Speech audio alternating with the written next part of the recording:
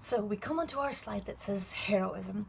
Now, heroism absolutely dominates this novel. We have this huge movement, this freedom fight, and that is kind of built upon these notions of heroism, the idea of suffering, and this really kind of connects to the title, and which we've got. There's a slide of it, the title at the very end, but the idea of the grain of wheat gets mentioned a couple of times in the book. But it is this idea that the grain has to die in order to grow new seeds, to grow new life, so that nothing new can be created without some form of sacrifice.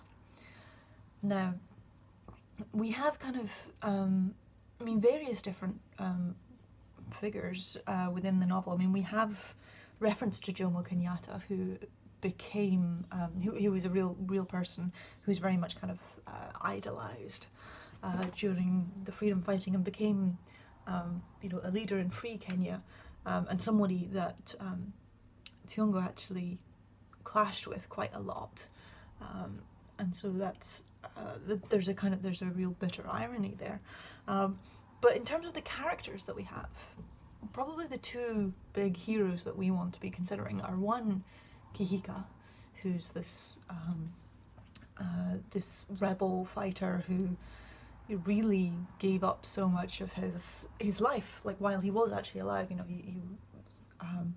He was committing all of these acts in spirit of rebellion, trying to escape and take down the British power, but also ultimately was killed for his rebellious actions, and so literally sacrificed his life. And on the other side we have Mugo, who is our main character. Now, I've raised some questions here that we want to start to considering. So what do we know of Mugo is our first question. Now, Ngugi kind of reveals this very slowly. So we start with Mugo. We know quite a little, really just a small amount about him. If we look just at the very first chapter, for example, a heck of an opening for such a dramatic novel is Mugo felt nervous. And nervous is a good word, because I think there's a lot of questioning of psychology in this novel. What is, that isn't a heroic word. What do we do with Mugo? How do we kind of deal with him? We open with this kind of stressful dream he's having, with the water drops into his eye, and he sort of can't quite move. He can't get away from it, and then he wakes up, and it was just a kind of a small stressful dream. And then we see him. He goes out. He encounters various people, and they greet him peculiarly, and he's put off by this. They all address him positively and seem pleased to see him, and Mugo recoils from that. He doesn't want to be pleased. He doesn't want to be seen. He's not pleased to see people. People are greeting him quite nicely, saying, I salute you, how are you? And Mugo says, why are people looking at me with curiosity? Is there shit on my legs? Which is just this kind of, he doesn't think of himself as a hero. He doesn't think that anything positive could be happening. We learn a little bit about his background. We learn about, he talks about, this old woman who lives in the village and how her son died. And there's a kind of affinity that he feels for her in the loneliness, but he recoils from that. He sort of almost goes to talk to her, and then thinks with horror, what if she touched me somehow, and flees. And we learn about his background, about his parents died, and his awful relationship with his aunt, this really kind of drunk, abusive woman who's absolutely horrible to him, and his one desire is to kill her. That is his grounding relationship. That is his family. That is his community. Is this awful woman who he absolutely hates. And so we get this really isolated background And community and coming together, we'll see by the end of this, hopefully, that that's a major message in this novel, is the importance of community. And so there's a real question of, well, what do we do with a character like Mugo? So we get this awful but this really sort of sad background, this isolated character, and in a lot of ways it's kind of reminiscent of particularly the kind of nihilistic Dostoevskian novels where these bitter, grumpy characters who just want to be left alone, and those are done with a certain sense of enjoyment and revelry and irony, and if you look at some Dostoevsky novels like Notes from Underground, he's just bitter and he just wants to be left alone. But Ngugi takes that character and puts him in a communal situation, says, how do we deal with this, and what if this character is held up as a hero? So in the very first chapter we have these who comes in. We have Warui and Wambui first come in, and we are only voices sent to you from the party, the voices of the movement, and they come and they greet him and they're like, hello, welcome, we're here. They come with all this excitement. Brilliantly, he just leaves them in his house. He doesn't even greet them. He just like opens the door and then goes to the loo and then just ignores them, and then finally kind of stumbles back in going, oh gosh, yeah, I haven't actually welcomed my guests, haven't done anything.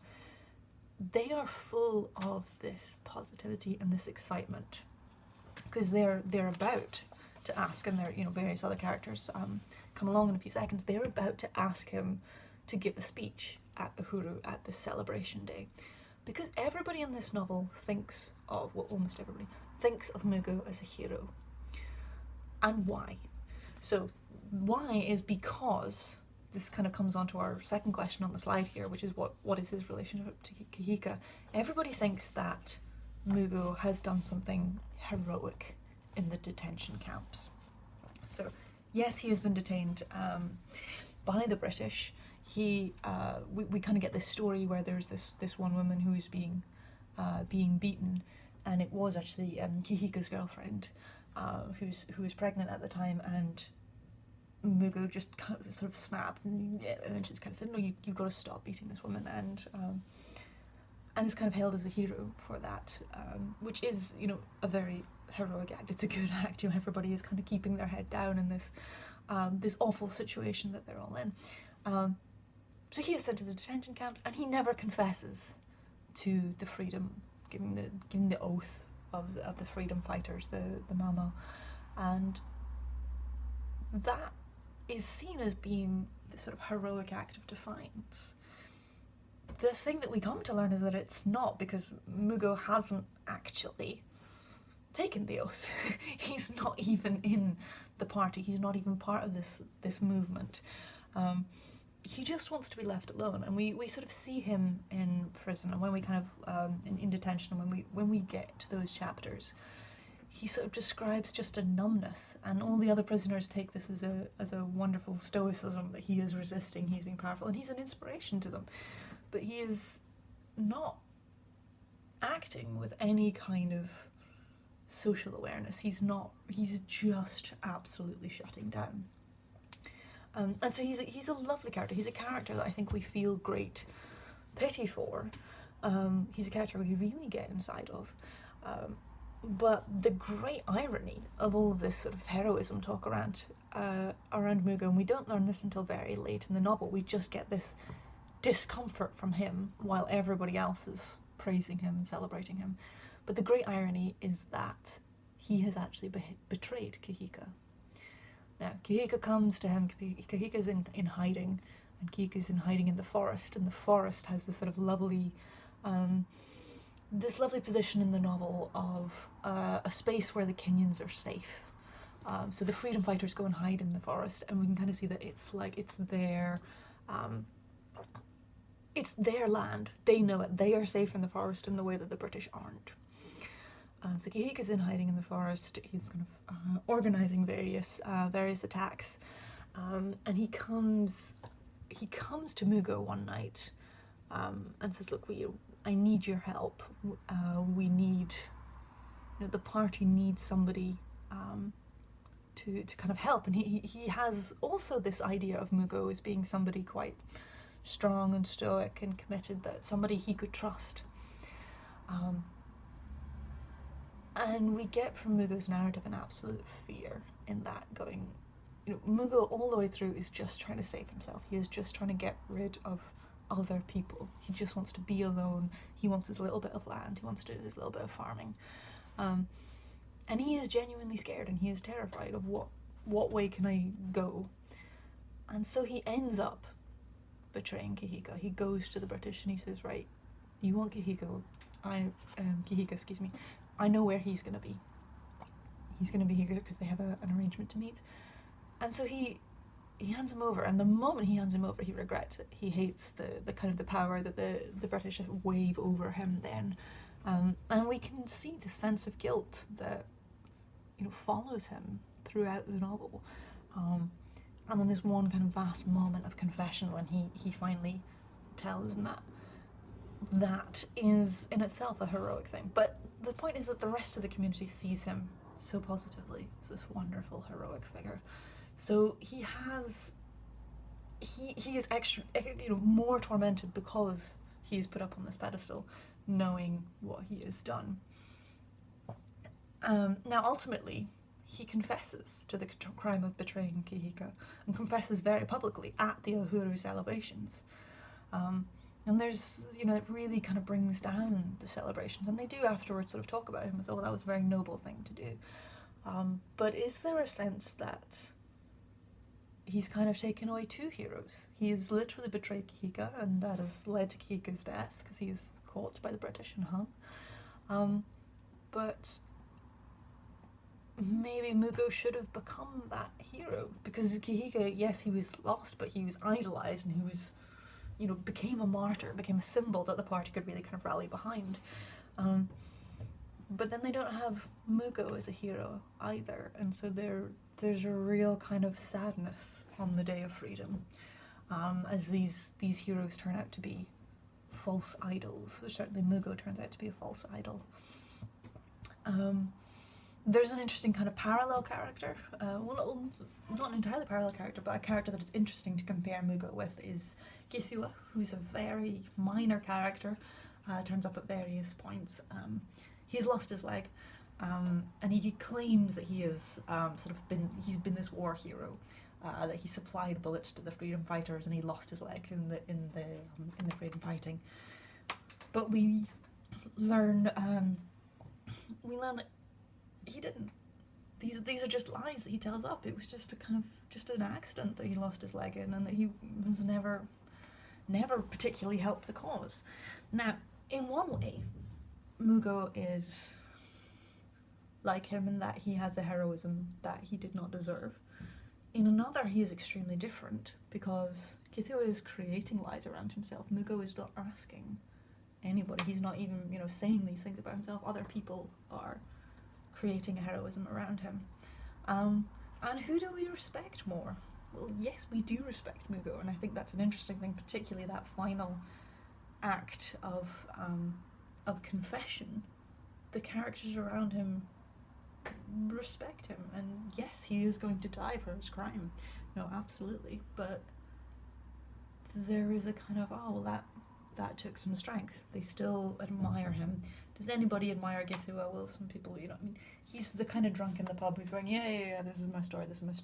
And even the people who believe him or don't have cause to disbelieve him are sort of like, yeah, great, yep, tell us a story, good, buy us another drink. So there's an interesting point here about heroism and truthfulness, and the ideas that we have around heroism. And I would, hopefully we'll find some way to create a place where we can have a discussion, be that text or some kind of video situation. But that question of whether Mugo is right to confess at that time, I think is an interesting one. Because communication is shown as being really important here. And confession actually is really important as well, where people explain what they've done. And I think for himself, Mugo needs to confess, and we can see when he first starts telling Mumbi that there is like this weight, it's something he's been holding on to. He has never had anyone to confess to confide in any level, not just about what he is, how he has betrayed Kahiko, but in, you know, life, just all the things. He's had this very unpleasant upbringing, and ultimately he kind of needs other people, and that is the major thing that we're seeing. We're going to look at Gikonyo and Mumbi next, and that is a relationship of communication gone wrong in a lot of ways.